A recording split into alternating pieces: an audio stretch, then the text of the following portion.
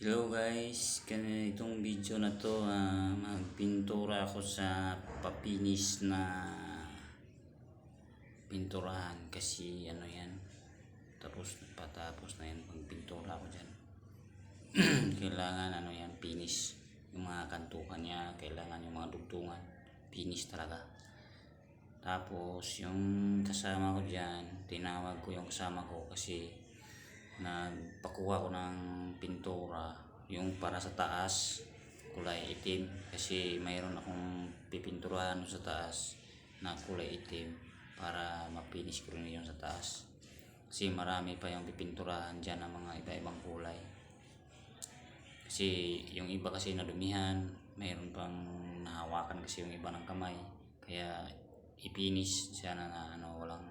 walang dumi kasi patapos na yan tapos lipat kami sa taas yan, malapit na ako matapos yan kaya lilipat ako doon sa taas pagkatapos. Tapos yung isang kasama ko nagtanong sa akin kung anong dapat ipintura doon sa kabila kasi tanong siya kung anong kulay yung aling lata yung gagamitin kasi hindi pa niya alam kaya tinuro ko yung pintura kung saan na kunin.